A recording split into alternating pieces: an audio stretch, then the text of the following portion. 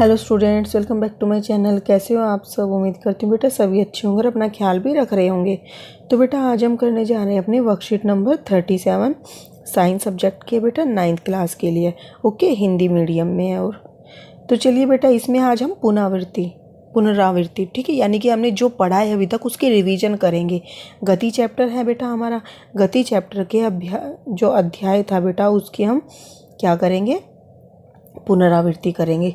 तो देखो बेटा, हमने क्या क्या पढ़ा। जब किसी वस्तु की स्थिति में समय के साथ परिवर्तन आता है तो तब हम कहते हैं कि वस्तु गति कर रही है। गति की अवस्था में वस्तु की गति को समझाने में चाल, वेग, त्वरण आदि भौतिक राशियों की सहायता ली जाती है। तो बेटा देखो, हमने कहा था जब भी कोई वस्तु क्या है, उसकी स्थिति में चेंज आता है समय के साथ, यानी कि वो अभी हमने कुछ समय पहले देखी थी कि वो कहीं और थी, थोड़ी देर बाद देखा कि वो किसी और जगह पर पाई हमें, तो इसका मतलब उसकी वस्तु की स्थिति में चेंज आ गया समय के साथ। तो तब हमने कहा था कि वस्तु गति करती है। ठीक है, तो गति की अवस्था में वस्तु की गति को समझाने के लिए फिर हमने किस किस चीज़ का प्रयोग किया बेटा?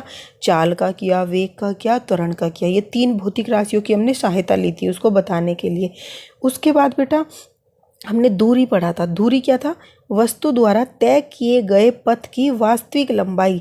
मतलब कोई ऑब्जेक्ट यहाँ था, उसने ऐसे घूम के ऐसे घूम के ऐसे घूम के यहाँ तक पहुँचा है, तो ये तो उसकी दूरी है। ये पूरी यहाँ से लेकर यहाँ ऐसे घूम घूम के वो सारी मेजर की जाएगी। ठीक है, लेकिन अगर हम कह दें यहाँ से लेकर यहाँ तक इसी वस्तु का विस्थापन बताना है, तो विस्थापन बेटा शॉर्टेस्ट डिस्टेंस हो जाएगा, मतलब सबसे न्यूनतम दूरी।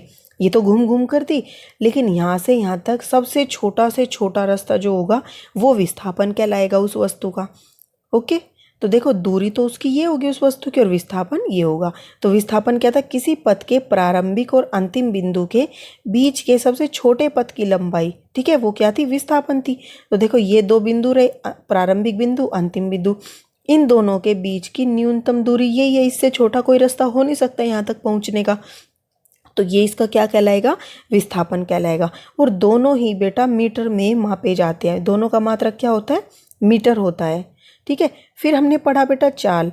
तो वस्तु द्वारा तय की गई दूरी की दर। तो हमने क्या कहा बेटा? एक वस्तु यहाँ थी, थोड़ी देर बाद यहाँ पहुँच गई, तो उस वस्तु की स्थिति में परिवर्तन आ गया, हमें ये पता चल गया। तो हमने कहा ये शॉर्टेस्ट डिस्टेंस तो विस्थापन है इसका, और अगर वो घूम घूम कर गया होगा ऐसे ऐसे, वो उसकी दूरी हो गई वास्तविक। ठीक है, उसके बाद वस्तु द्वारा तय की गई दर। इसको ऐसे समझो जैसे तुम पेपर दे रहे हो बेटा, तुम्हें 3 घंटे मिलते हैं पेपर के। अगर तुमने पेपर को 3 घंटे में, हो सकता तुमने स्टार्टिंग के 1 घंटे में सिर्फ 2 क्वेश्चन किए हो और लास्ट में तुमने सारे कर दिए हो, लेकिन तुम ये थोड़ी बताओगे, तुम क्या कहोगे? तुमने तो 3 घंटे में पेपर कंप्लीट किया। तो ये विस्थापन भी उसी तरीके से है। तुम वहाँ तक पहुँच गए, वहाँ तुम ये नहीं देख रहे किस तरीके से पहुँचे हो, बस तुम पहुँच गए, तो ये वो होता है विस्थापन। और लेकिन जो दूरी होती है तुम उसमें बताते हो, मैं ऐसे घूम के गया, मैं ऐसे घूम के, मैं ऐसे घूम के गया वहाँ तक। ठीक है, जैसे कि तुम बता दो मैंने 1 घंटे में 2 क्वेश्चन किए, फिर अगले घंटे में मैंने इतने किए, तो वो एक तरीके की दूरी है। तुम उसको पूरा एक्सप्लेन करो, वास्तविकता बता रहे हो उस चीज़ की। तो वास्तविक लंबाई क्या कहलाती है? दूरी। लेकिन विस्थापन क्या होता है? किसी पथ के बीच की, मतलब कि तुम एक ये बता दो ओवरऑल कि हाँ हमने ये काम कर लिया, इसी तरीके से हम यहाँ से यहाँ तक पहुँच गए जहाँ तक हमें जाना था। ठीक है, फिर हमने चाल पढ़ी बेटा। वस्तु द्वारा तय की गई दूरी की दर। तो जो वस्तु चलती है उसने कोई दूरी तय की है, वो दूरी कुछ समय में तय की है, तो समय और दूरी की सहायता से हम उसकी चाल बता देते हैं। उसने कुछ चाल चली है, मतलब वो तेज चली है, धीमे चली है, तो वो कुछ चाल है, उसको चाल बोलते हैं जब वो तेज चले या धीमे चले। तो वो वस्तु की तय की गई दूरी की दर बताती है, वो होती है चाल। मतलब कितनी तेजी से चली है, कितनी धीमे से, वो दर होती है। ठीक है, इसको मापते हैं बेटा मीटर पर सेकंड में। फिर वेग पढ़ा हमने। एक निश्चित दिशा में वस्तु की चाल उसका वेग कहलाता है। देखो चाल क्या थी? वस्तु के द्वारा तय की गई दूरी की दर थी। चाल, वेग भी बेटा वस्तु के द्वारा तय की गई दूरी की दर ही है। दोनों ही क्या है? दर है। वस्तु की जो तय की गई दूरी उसकी दर बताती है। तो इसमें तो क्या होता है, कोई दिशा नहीं होती, वो किसी भी दिशा में हो।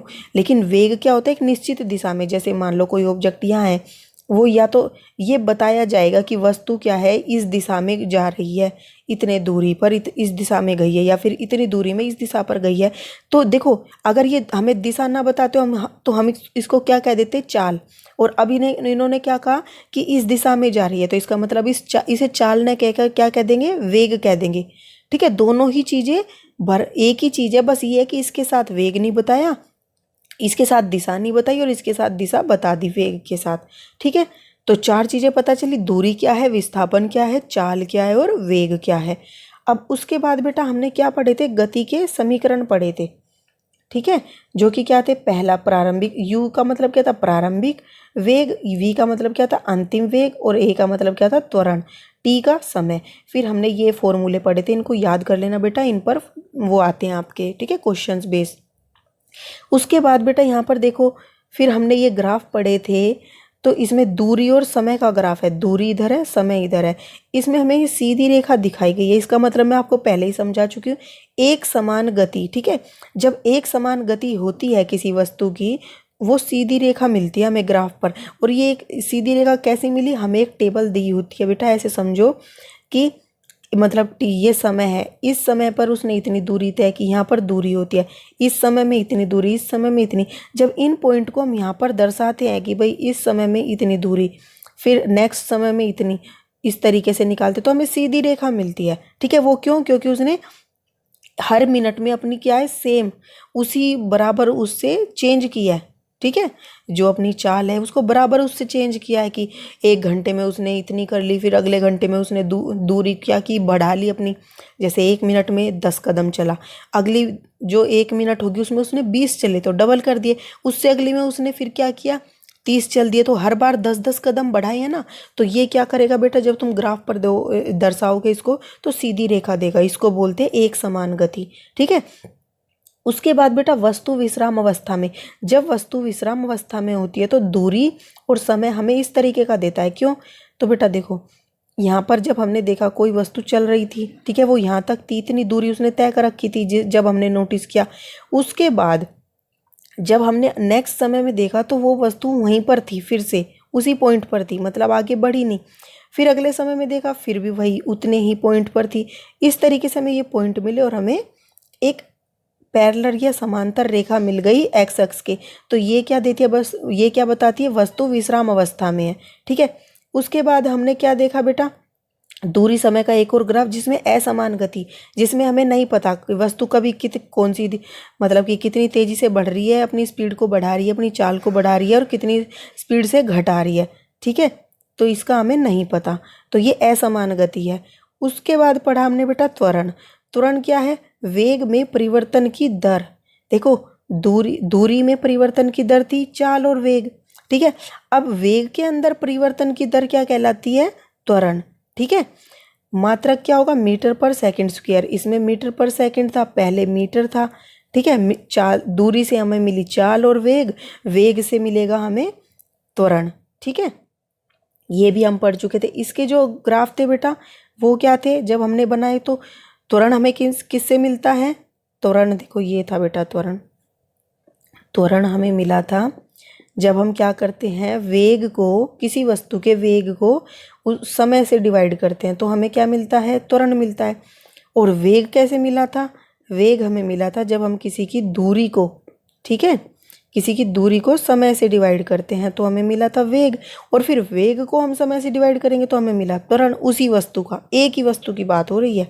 ठीक है, अब यहाँ पर क्या है, वेग त्वरण भी क्या है बेटा, कई तरीके का है। जैसे कि वेग था, एक समान चाल का त्वरण क्या होता है, शून्य होता है। जब कोई वस्तु क्या करती है बेटा, जैसे मान लो कि कोई जॉब करता है, उसको हर महीने एक जैसी सैलरी मिलती है। ठीक है, सैलरी तो मिलती है उसको, इसका मतलब उसका वेग है, ये समझ लो। ठीक है, लेकिन क्या हो रहा है, उसको बराबर ही मिल रही है, कुछ बढ़ के नहीं मिल रहा। ठीक है, एक समान मिल रही है, तो ये एक समान कह सकते हो। वो ये एग्जाम्पल इस तरीके का कह लो, उसको बार बार उतना ही मिल रहा है, देखो इतना। ठीक है, बढ़ के नहीं मिल रहा, तो ये ग्राफ हमें मिलेगा इस तरीके का। तो इसका त्वरण क्या होगा, शून्य, मतलब कि जो उसकी एक्स्ट्रा कमाई है वो शून्य हो जाएगी, ऐसे समझ लो। एक्स्ट्रा कमाई क्या हो गई, शून्य हो गई। ठीक है, मतलब कमाई तो है पर एक्स्ट्रा नहीं है, तो त्वरण इसलिए 0 हो गया, बोनस नहीं है। फिर बेटा दूसरा हमने पढ़ा एक समान त्वरण में त्वरित गति, ये तो हमने शून्य पढ़ी, जब क्या होती है चाल वेग नहीं बदलता, यानी कि किसी की सैलरी बढ़ के नहीं मिलती तो उसको बोनस नहीं मिलती, यानी कि किसी को बोनस नहीं मिलता तो उसकी सैलरी क्या एक जैसी रहती है, जिससे क्या होगा हमें इस तरीके का ग्राफ मिलेगा।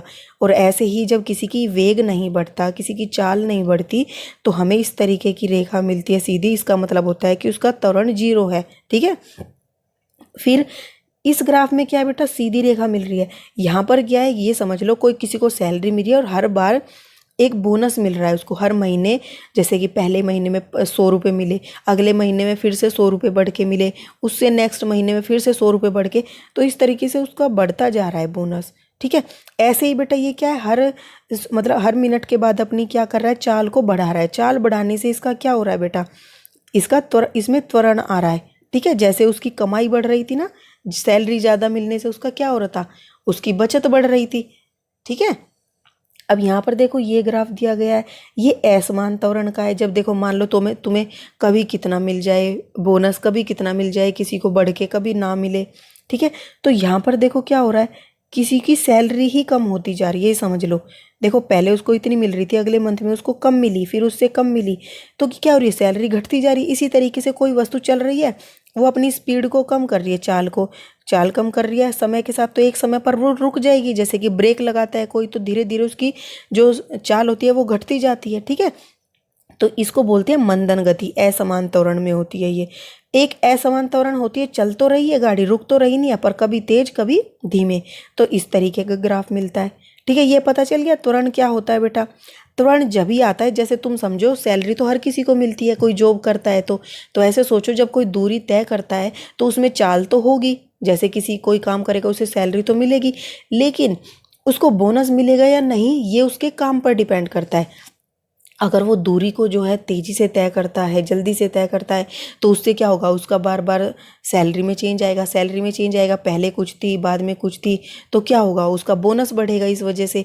ठीक है, कोई ओवर टाइम करेगा तो उससे उसमें क्या आ जाएगा, उसकी एक्स्ट्रा कमाई हो जाएगी। इसी तरीके से जब कोई दूरी तय कर रहा है, लेकिन वो दूरी में क्या कर रहा है, कभी तेज़ी से कभी धीमे से, तो उसकी वजह से उसके अंदर कोई चेंज आएगा, वो होता है त्वरण। ठीक है, समझ में आ गया। अब देखो बेटा, यहाँ पर एक कॉर्नर में ये भी दिया हुआ है कि वस्तु द्वारा तय की गई दूरी है वो ग्राफ से कैसे निकालेंगे। तो वेग समय ग्राफ में घिरे क्षेत्र के क्षेत्रफल को के बराबर होती है। जो वस्तु के द्वारा तय की गई दूरी होती है, ये वेग समय ग्राफ है। क्यों, यहाँ पर वेग लिया, यहाँ पर समय लिया, इसलिए वेग समय ग्राफ हो गया। ठीक है, तो एक ऑब्जेक्ट यहाँ से यहाँ तक चला, तो उसने इस पाथ को तय करने में इतना समय लिया और इतनी दूरी तय की उसने, तो इसके अंदर जो ये क्षेत्रफल इसका होगा बेटा, वही उस दूरी के समान होगा। तो हम अगर इसका क्षेत्रफल निकाल लें तो वो हम कह सकते हैं जितना वो आएगा उतनी ही उसने दूरी तय की है। ठीक है, इससे हम निकाल सकते हैं। ये याद रखना, कोई पूछेगा वस्तु द्वारा तय की गई दूरी को हम ग्राफ से कैसे निकाल सकते हैं, किस ग्राफ से निकाल सकते हैं, तो वो क्या है, वेग समय ग्राफ से निकाल सकते हैं। और उसके द्वारा जो घिरा गया क्षेत्रफल है, मतलब कि वेग समय ग्राफ में जो घेरा गया क्षेत्रफल है उसके बराबर होती है वो दूरी, ऐसे आप लिख दोगे। ठीक है, नेक्स्ट पढ़ेंगे बेटा हम यहाँ, जिज्ञासा दीदी, क्या ऐसी भी कोई परिस्थिति होती है जहाँ वस्तु की चाल समान तो हो परंतु त्वरण होता रहे। तो अब ये कह रहे हैं कि कोई ऐसी भी परिस्थिति है कि कोई वस्तु चल रही है और समान चाल से चल रही है फिर भी त्वरण होता रहे। इसको ऐसे समझो कि ये पूछ रहा है कि कोई जॉब है बेटा, वो उतना ही काम कर रहा है। ठीक है, मतलब कि जितना उसको एक सैलरी के लिए करना चाहिए फिर भी उसको बोनस मिल रहा है। क्या ऐसा हो सकता है? ऐसा होता तो नहीं है बेटा, कोई बस उतना काम करे, एक्स्ट्रा काम ना करे और उसको बोनस मिले, लेकिन क्या ऐसा होता है? तो बेटा ऐसे ही कि कोई उतनी ही दूरी तय कर रहा है, मतलब समान दूरी तय कर रहा है, कुछ बढ़ा नहीं रहा, अपनी चाल को बदल नहीं रहा, फिर भी क्या हो रहा है, उसका क्या हो रहा है, उसमें त्वरण आ रहा है। ठीक है, तो क्या ऐसा हो सकता है? तो बेटा एक कंडीशन ऐसी होती है कि जब हो जाता है, ऐसे समझो जॉब में भी एक कंडीशन ऐसी है कि वो अपना इतना अच्छा काम कर दे कि उसको उसी सैलरी में उतने ही टाइम पर काम करने के ज़्यादा पैसे मिल जाए। ठीक है, तो ऐसे ही यहाँ पर जब कोई वस्तु, देखो ऐसे है, कोई वस्तु चल रही है सर्कुलर वृत्ताकार पाथ में। ठीक है, तो उसमें क्या होता है, देखो यहाँ से पॉइंट चला, मान लो ये पॉइंट था, ये सीधा चलेगा। हम हमेशा सीधी दूरी की बात करते हैं, लेकिन अगर कोई वस्तु ऐसे चली, थोड़ी देर बाद फिर घूम गई, उसको जाना तो यहाँ था, वो इधर घूम गई, तो देखो उसकी दिशा में परिवर्तन आ गया। यहाँ जा रही थी, ठीक है, उसको फिर इधर सीधे ही जाना था, अब वो इधर सीधी जाएगी लेकिन वो फिर से घूम गई। ठीक है, फिर वो फिर सोचेगी चलो अब सीधी चलती, वो फिर से घूम गई। तो बेटा देखो तुम यहाँ क्या नोटिस कर रहे हो, हर बार उसकी दिशा बदलती जा रही है और इस तरीके से उसका जो पाथ है वो सर्कुलर होता जा रहा है, सर्कल में आता जा रहा है, गोल वृत्ताकार होता जा रहा है। और हर पॉइंट पर देखोगे उसकी जो है दिशा बदल रही है। तो यहाँ पर चाल नहीं बदल रहा पर वो अपनी दिशा बदल रहा है। जैसे कोई काम, समय नहीं बदल रहा, समय उतना ही है काम करने का, पर वो तरीके बदल रहा है काम करने के। ठीक है, ऐसे समझो। तो यहाँ पे क्या हो रहा है, उसकी दिशा बदलने के कारण उसमें क्या आ रहा है, त्वरण आ रहा है।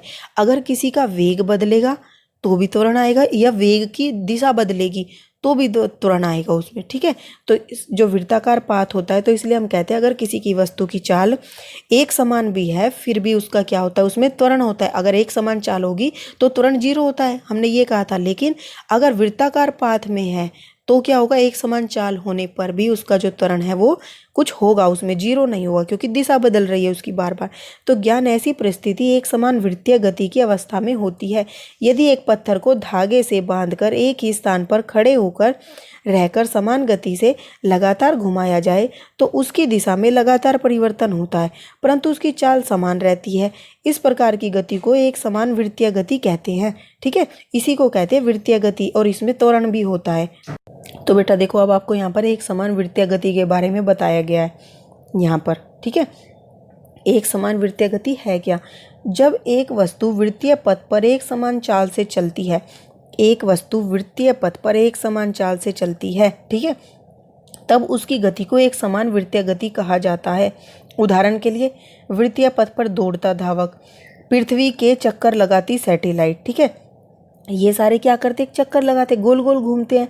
तो यदि वृत्तीय पथ की त्रिज्या r हो, अब तुम मैथ में करते होंगे, अगर इसकी हमें त्रिज्या पता चल जाए, ये r है और वस्तु क्या t समय में एक चक्कर लगा रही है और उसने इसका पूरा चक्कर लगाने में कितना t समय लिया, तो तुम्हें पता होगी बेटा वृत्त का क्या होता है, जो क्या परिधि होती है वो कितनी होती है, 2πr होती है। ठीक है, उसने पूरा चक्कर ही तो लगाया है, तो परिधि कितनी हो गई, 2πr हो गई। दूरी कितनी हो गई हमारी, एक तरीके से 2πr हो गई।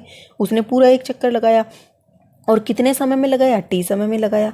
तो उसका वेग क्या होगा बेटा, वेग क्या होता है, दूरी बटे में समय होता है। तो दूरी क्या थी, 2πr और समय t था। तो इस तरीके से वृत्ताकार जो अगर कोई पथ होता है उस पर कोई दूरी तय की जाती है तो उसको इस फॉर्मूले से निकालते हैं, जो कि क्या है बेटा, हमारा वेग बराबर में 2πr अपोर में t।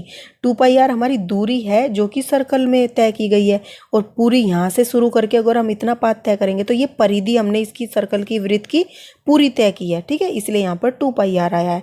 अब इसके क्वेश्चन आंसर करते हैं बेटा। दूरी तथा विस्थापन में अंतर बताइए।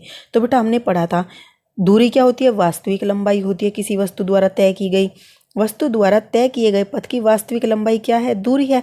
लेकिन विस्थापन क्या है, किसी पथ के प्रारंभिक और अंतिम बिंदु के बीच सबसे छोटे पथ की लंबाई क्या है, विस्थापन है। ये अंतर लिख दोगे। और बेटा फिर क्या है, गति के तीनों समीकरण लिखो। तो बेटा कॉर्नर में जो लिखे हुए हैं ऊपर वो लिख देना आप यहाँ से। ठीक है, ये वाले। ओके, अब यहाँ पे बेटा थर्ड क्वेश्चन क्या है, एक समान वृत्तीय गति के 3 उदाहरण बताओ। तो देखो बेटा, वृत्तीय पथ पर दौड़ता धावक और पृथ्वी के चक्कर लगाती सैटेलाइट, और एक क्या बेटा कि धागे में बंधे पत्थर की चाल का वेग, या फिर कह लो उसकी मतलब चाल बोल लो। ओके, वो भी किसका उदाहरण है बेटा, एक समान वृत्तीय गति का। अब बेटा कुछ क्वेश्चन करते हैं। इसका लास्ट वाला ये क्या है, यदि एक एथलीट 100 मीटर की त्रिज्या वाले ट्रैक का एक चक्कर 1 मिनट में लगाता है।